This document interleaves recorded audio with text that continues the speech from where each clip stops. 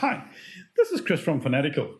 There could be some instances where customers want to create a report where they want to include different data elements in different columns. And so as an example here, I think we sometimes see it in the nonprofit space where especially around restricted and maybe unrestricted funds, where they might want to see an income statement where you have, let's say in column B, or a statement of activities in column B, maybe everything for the organization, for a period, and then maybe, let's say the next column removing, let's say certain costs or income for certain classes and classified as maybe restricted funds, and then, the adjusted values. And so this video will quickly show you in this example, I'm using classes. I'll use classes as an example to denote, let's say, some restricted funds that have been received, or, expenses have been allocated,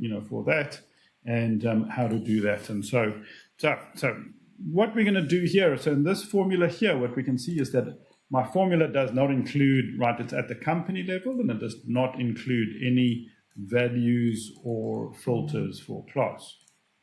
So what I'm going to do here is, copy column B, just Control C over to column, B to C. And then here I'm going to include, just a filter, start including a filter for class. So the first step here is I'm going to create a list of values.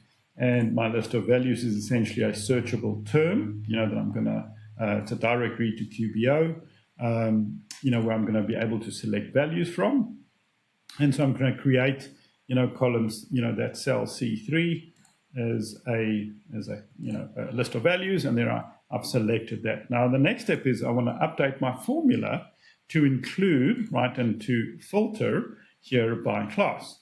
And so I've got choices here in my formula. Because it's a column, I can actually maybe have classes as a column, or I can just immediately add it, as a filter. But in this example, let's just say I'm going to use it as, my columns display by, as a class. And then I'm going to use cell referencing just to reference cell C3. And then I'm just going to use function F4, just to toggle through these parameters. And so I'm going to fix this formula to always go and look for class in cell C3. And then I'm going to click OK. Okay, so the formula's gone away, found the values, and now it's filtered it out, and we can see the values there have just come back for building fund. So now I want to update this formula, here in the whole of column B, so I can, just take it and copy it down. But I do have some formulas here that are standard Excel, and I don't want to really mess up all my formatting. So there's one way of doing it, but another way is also just to use standard Excel. So in order to do that, what I'm going to do is just do a Control C. And then what I'm going to do here is just do get myself out of the way there. And I'm going to do a find.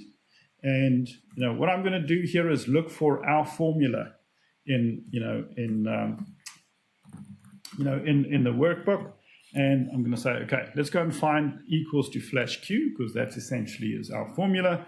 But I don't want to update column B, right? So what I'm going to say is I'm just going to highlight, this area of where I want it to go and look. And I'm saying, okay, just go and look in column C for me, and then go and find all of them.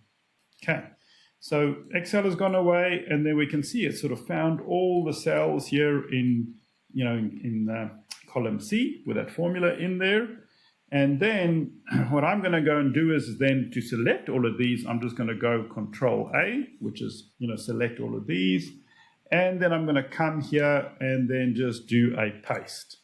Okay, so essentially what I've done now is copied that first formula over to everything over here. Okay, so let's just go and check our work. So there we can see now, right, all my formulas here include my reference to that cell, but I haven't messed up any of my formatting. All of this is still very much consistent, right? So very cool. Okay, so the next thing, I think that we want to do here is also now, let's just say now this is our balance, because I think, let's just say if it's a restricted versus also a total versus a restricted value example, very quickly just use standard Excel. we can use, just standard formatting, right? I think just maybe to update, this column for us over here. And there we can just say maybe they're adjusted operating values, or call it whatever we like. And then we can see this is the balance now. Okay, so with the list of values here, I just selected one of them, but we can include then multiple values. So let's just test here. All right, so I'm choosing 1 or 2 or 3, and there we can see, I can toggle between that. If I update that, then that updates whatever I have here in column B. And with standard Excel, everything is updated there as well, right? So very easy to do. Let's maybe take a couple of those away, right? I click, sorry, there we go. I'll just put that in the wrong cell there. But yeah, so there, you can basically, let's just click OK there and update that. We can see those values, just refreshing. The other thing is also, let's say actual versus budgets. We see, that is essentially referenced our budgets. And so here, we can also choose, right, update to budget values, and there we can make the adjustment. We can say for this one to always maybe go and reference whatever we have in there, or, I can take all of these 3, copy it over to F, G, and H, right, and then have all of that as well. So just very quickly wanted to show you, so quick and easy way, to update your formulas, to include any reference of those dimensions, right? And so this principle, I've did it for classes, but you can also do it for projects, or products, or any one of those filters as well. Okay, thank you very much.